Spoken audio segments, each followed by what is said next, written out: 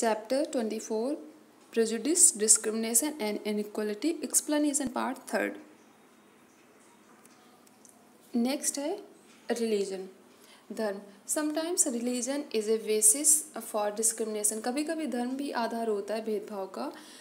When a person is not allowed to enter a park or is not selected for a particular post only because of his religion, it is discrimination. कभी कभी क्या होता है कि when a person is not allowed to enter a park, कभी कभी कोई इंसान है, ठीक है, किसी धर्म विशेष या जाति विशेष से संबंधित है, वो अगर उसे आप पार्क में नहीं जाने देते हो या फिर किसी पर्टिकुलर किसी पोस्ट विशेष पर उसका सिलेक्शन नहीं होता है, ठीक है, उसके धर्म के आधार पर, तो ये क्या होगा, एक ये रिलीजियस डिस्क्रिमिनेशन होगा. नेक्स्ट है language. In India people speak a variety of languages. Bharat में लोग विभिन्न भाषाएं बोलते हैं. Even when they speak other language they can be identified by the mother tongue they speak. अगर यहाँ तक कि क्या होता है कि कभी कभी वो कोई दूसरी भाषा भी बोलते हैं, लेकिन उसके आधार पर भी क्या है कि हम उनकी मदर टंग के आधार पर भी उन्हें हम या फिर कह सकते हैं कि जिस तरीके से वो बात करते हैं हम ये आइडेंटिफाई कर लेते हैं कि हाँ ये कहाँ से संबंधित हैं. Even when they speak other languages they can be identify the mother tongue. उनकी जो मातृभाषा है उसके आधार पर भी हम मतलब बोलेंगे, वो दूसरी लैंग्वेज भी बोल सकते हैं लेकिन हम उसकी मदर टंग के आधार पर भी हम उन्हें आइडेंटिफाई कर लेते हैं. दे स्पीक, जो वो बोलते हैं. फॉर एग्जांपल ए बंगाली और Tamil speaking English can be found out easily by his accent. ये कि अगर कोई बंगाली है या फिर तमिल है, वो इंग्लिश बोल रहा है तो हम उसके एक्सेंट से, उसके उच्चारण से, बात करने का जो तरीका होता है हम इजीली ये पता कर सकते हैं कि हाँ ये बंगाली है या फिर तमिल है, ठीक है. But this is no ground for discrimination. लेकिन ये कोई आधार नहीं है कि आप इसके आधार पर भेदभाव करो किसी के साथ में. If somebody is discriminated against only on grounds that he speak a particular language, that is unfair.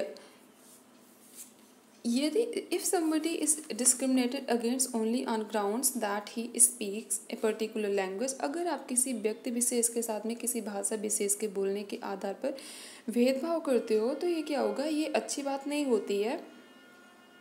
Next है रीजन, मतलब क्षेत्र. All Indians have one citizenship, that is all Indians can settle in any part of India and do any work of their choice.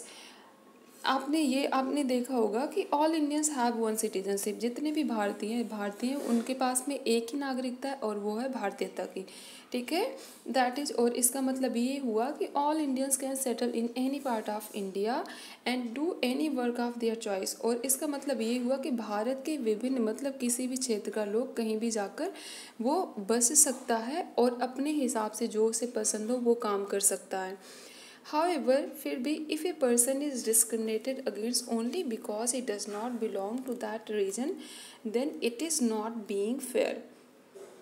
तो फिर इसका ये होगा, फिर भी क्या है, if a person is discriminated, अगर किसी इंसान के साथ में भेदभाव होता है against only because it does not belong to that region, कि बस इस आधार पर कि क्योंकि वो उस मतलब पर्टिकुलर जहाँ जाकर वो बस रहा है, काम कर रहा है, वहाँ पर उसके साथ में ये इसलिए भेदभाव हो रहा है क्योंकि वो वहाँ का नहीं है, तो ये क्या होगा, belong to region, then it is not being fair. लेकिन फिर ये क्या होगा, ये अच्छा नहीं होगा. This type of discrimination must be eliminated. और इस प्रकार के जो डिस्क्रिमिनेशन है, भेदभाव होता है ना, इसे एलिमिनेट किया जाना चाहिए, ख़त्म किया जाना चाहिए. नेक्स्ट है sex. We can see discrimination being practised within our homes in the name of sex. हम ये जो डिस्क्रिमिनेशन है, जो सेक्स के आधार पर या फिर जो लिंग के आधार पर हमारे साथ में पक्षपात होता है ना, इसे हम देख सकते हैं अपने घरों में. Female members are suppose to live within the four walls of the house. जो फीमेल्स होती हैं, महिलाएं होती हैं, ये माना जाता है कि वो घर के चार दीवारी तक उन्हें सीमित होना चाहिए. They are discriminated against even in terms of food, clothing and education.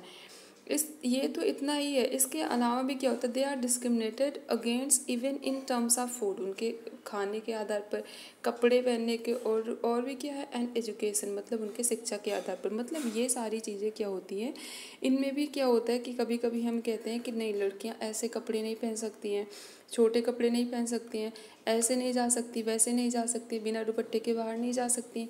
ये सारी चीज़ें क्या होती हैं, ये डिस्क्रिमिनेशन ही होता है। और कभी कभी हम तो इतना भी कर देते हैं कि हाँ, इन्हें क्या है, लड़कियां जो, इनकी तो शादी हो जाएगी, ये दूसरे के घर जाएंगी, मतलब इन्हें ज़्यादा पढ़ाना भी नहीं है। तो ये सारी चीज़ें क्या होती हैं, ये भेदभाव का आधार होती हैं।